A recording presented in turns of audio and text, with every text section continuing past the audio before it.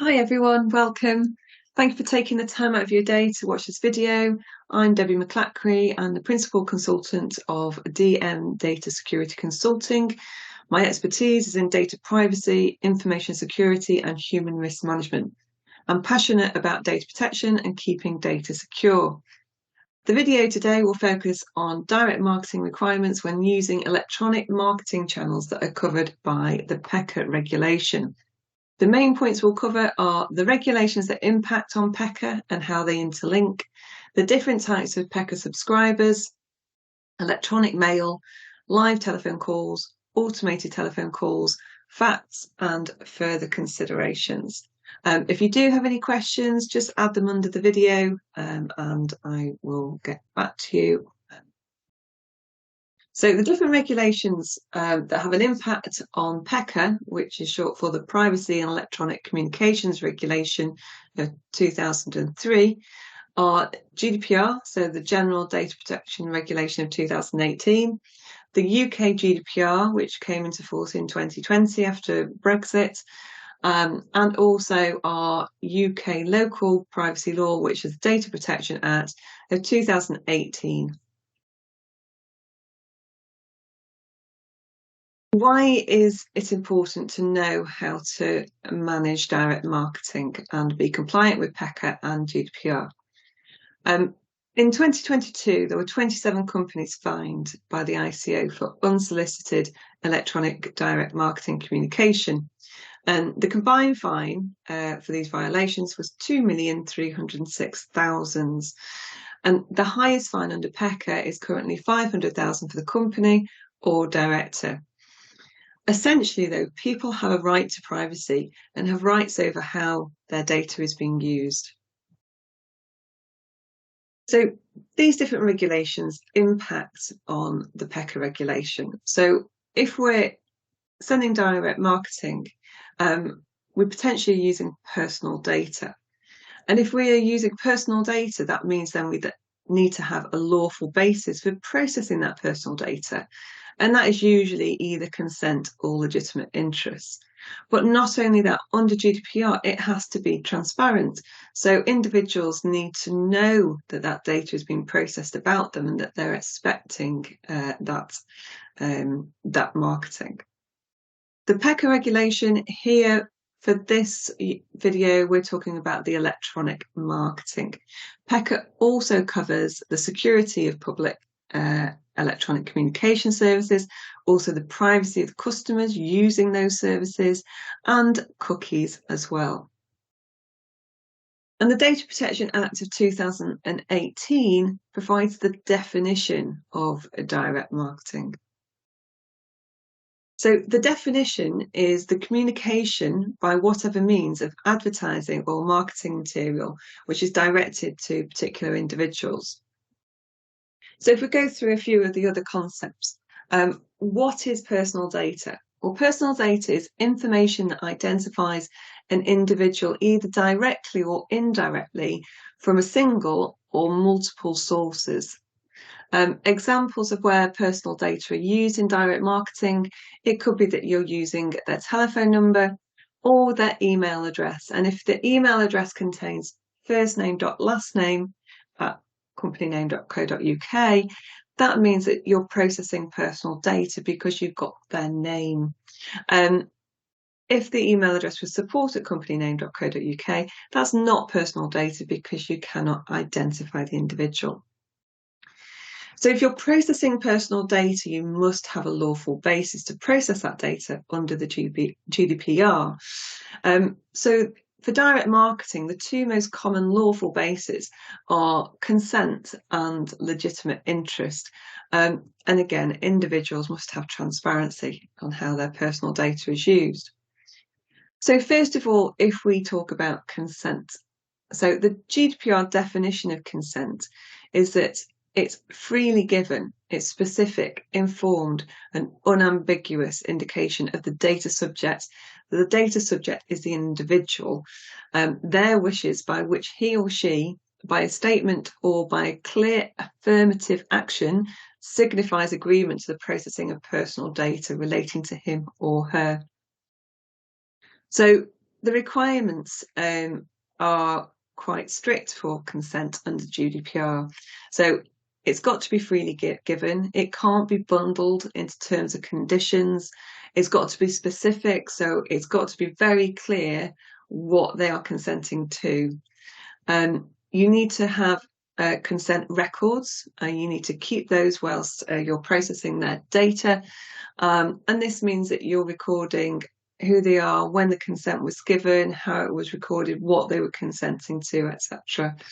It needs to be demonstrable in case the Information Commissioner's Office wants to see your consent notices. It has to be a clear affirmative action. So it has to be opt-in. The individual has to take an action to agree to the consent. So it can't be a pre-filled tick box. It can't be an inaction. They have to do something, such as ticking a box to say that they agree. They need the right and the ability to withdraw their consent easily and at any time.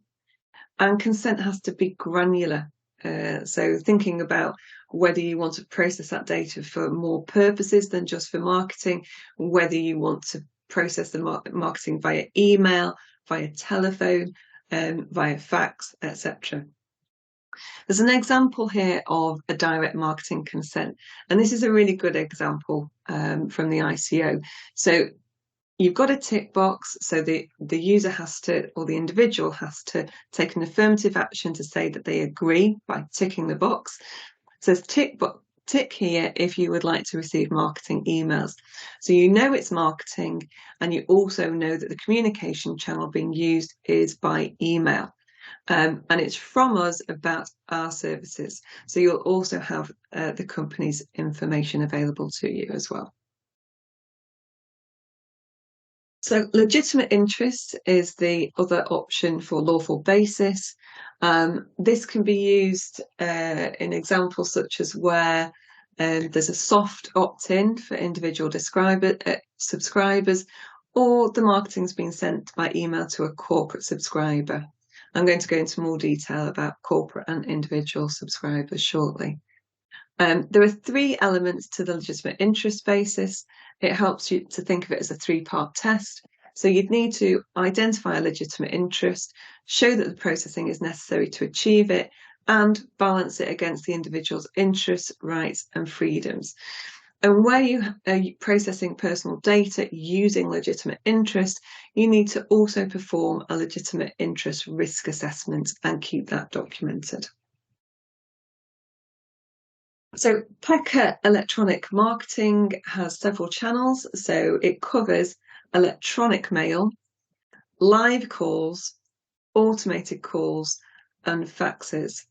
It doesn't cover online advertisements, so adverts placed on websites, and it also doesn't cover some types of direct marketing using social media, such as advertising messages shown on news feeds. So going into more detail about what electronic mail is, so this is defined by the ICO as email and text messages, picture or video messages, voicemail messages, in-app messages, and direct messaging on social media, where you're sending someone a private message and it's going in their inbox.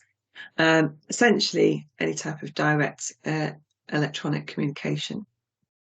And there are different types of direct marketing. So it could be solicited direct marketing, which is where someone has asked you to send them some marketing information.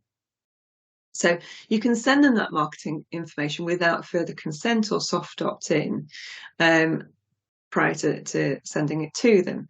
If it's unsolicited, this means that basically you've not been asked to send it. So you would require a consent or soft opt-in to be able to send marketing material for individuals, subscribers over email, for example. And there are different types of PECR subscribers. So there's corporate subscribers and individual subscribers. So corporate subscribers are corporate bodies with separate legal status. They could be companies, they could be limited liability partnerships, they could be Scottish partnerships. And an example of a corporate subscriber could be the first and last name of an employee at a corporate body. So that's their employer. It could be their email or telephone number of that employee at that company.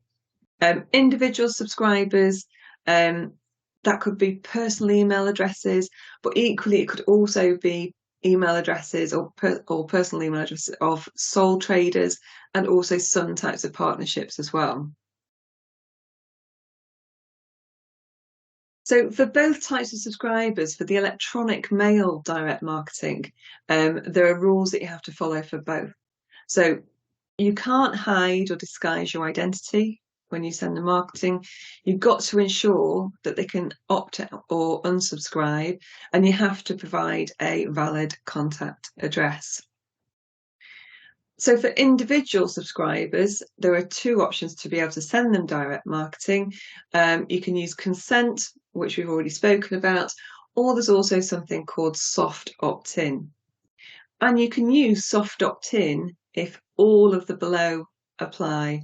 So you've directly obtained the contact details from them during either a sale or negotiation of a sale of a product or a service. You're marketing similar products and services. When you originally gathered the consent, when you originally gathered their details, they were able to refuse or opt out of you collecting their information. Also, on any subsequent communication, they're also able to refuse or opt out. And you're purely sending direct marketing by email communication. It can't be used for collecting contact details or sending messages about fundraising or campaigning.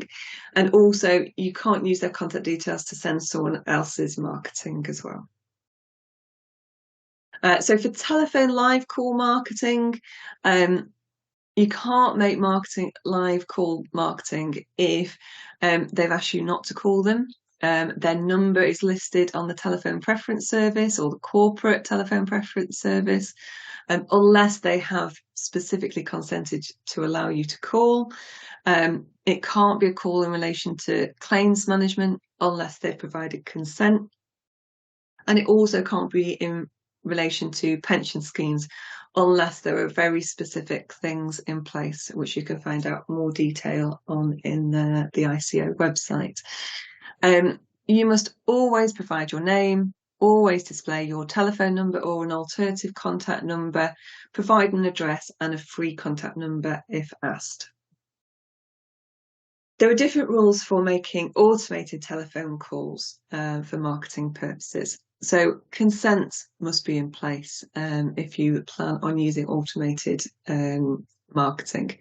So you must always provide your name, you always spell your number, you have to provide an address or free contact number, and the consent that is gathered, it has to be specifically related to automated calls. So it has to say automated calls.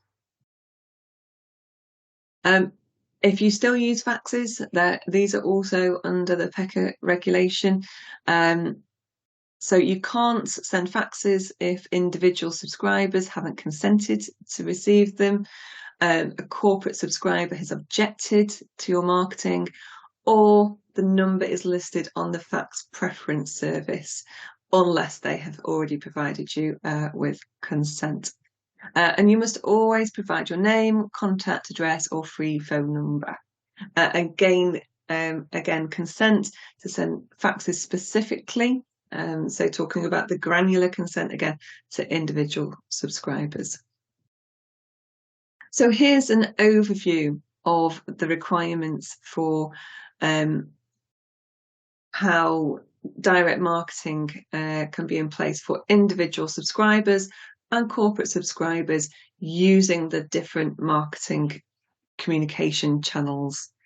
And this is going to also be available on my website as well for download.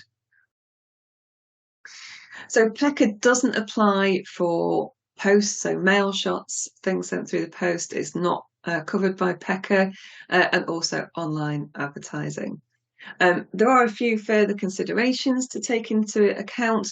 So when you've got a great big database of email addresses, it's very difficult to identify if the email is associated with a corporate subscriber or an individual subscriber.